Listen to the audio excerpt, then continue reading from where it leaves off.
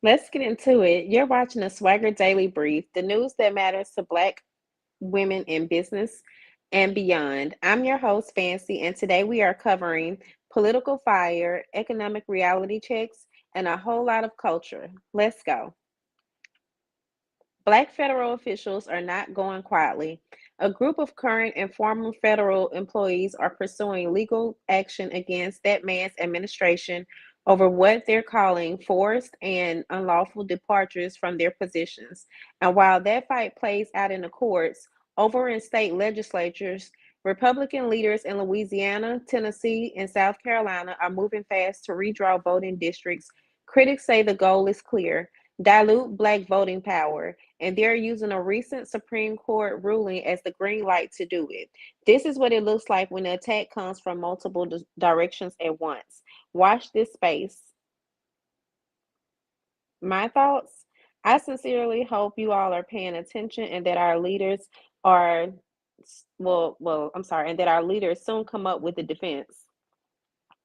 Now, I know some of you have been hearing that unemployment is down and that you're looking at your community wondering what are they talking about, because the numbers, we're hearing two different things. So let me break this down for you, because this is exactly the kind of story the Swagger Daily Brief exists for.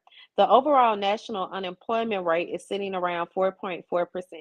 That number is fine on paper, but Black unemployment is at 7.5%. That's nearly double. The Joint Center for Political and Economic Studies is calling this a Black recession, their term for when our community hits crisis level unemployment while the national headlines stay quiet about it. Here's how we got here. Black workers make up nearly 19% of federal employees. So when that man's administration started gutting the federal workforce, we took the hardest hit.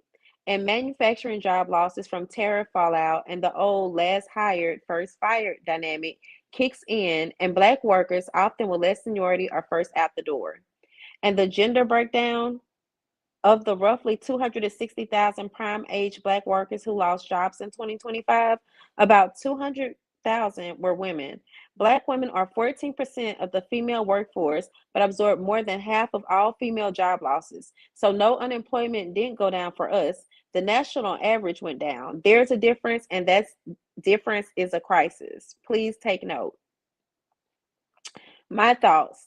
Still sending thoughts and prayers to those out of work, but don't forget to reevaluate your gifts, because you may have a gift for entrepreneurship.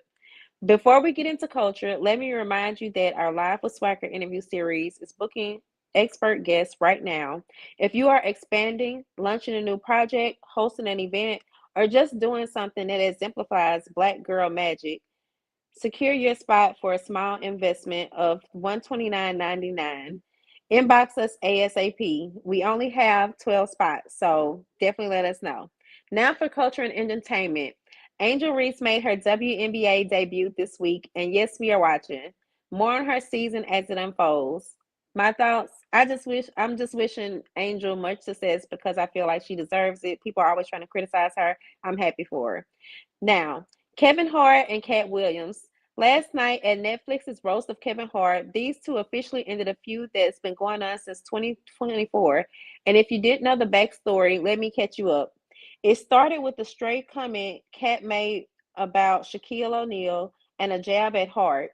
It escalated in 2018 when Katt went after Tiffany Haddish's career.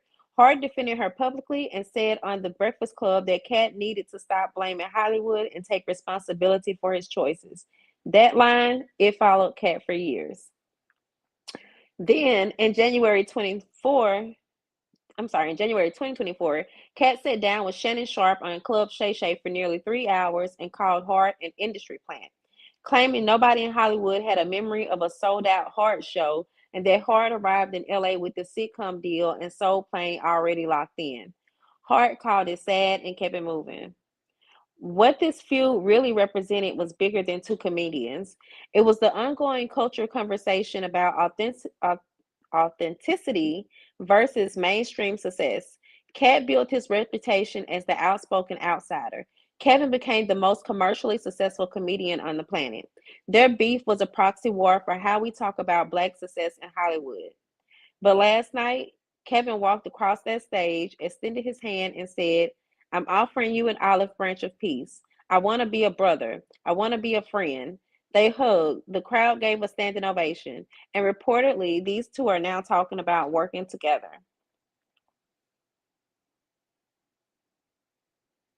That's a full circle moment. Sorry, I'm getting text messages. My thoughts, I love this because I'm always on can we all get along or at least coexist. So I'm happy for them. All right. And before I let you guys go, we have something going on that you do not want to sleep on. SwagHer Magazine has teamed up with Lakeisha and Mosley of the LM Experience for the My Mind is My Business Conference Soft Reset giveaway. We are giving away free tickets to the conference in Houston. So if you're in the Houston area, pay attention. To enter, you're going to follow SwagHer Magazine and Lakeisha M. Mosley, like the giveaway post, and drop a comment answering this question. Why do you need a soft reset right now? The contest is going to end on May 13th at 5 p.m. Eastern Time. So, right now, we haven't released the flyers, but you can always answer the question, why do you need a soft reset right now? In the comments for this video. And then until we get the flyers out or whatever, depending on they're in the making, I guess you would say. But I want you all to go ahead and start entering. So, to it's not a popularity thing. You don't have to have any votes or anything on your comments. It's just basically us reading and seeing like how vulnerable was this person in their comment. Why would this event be able to help them? We're looking at that sort of thing, not, oh, did this person get 25 likes on their comment and this other person got 100 or whatever the case may be. But you need to be in the Houston area because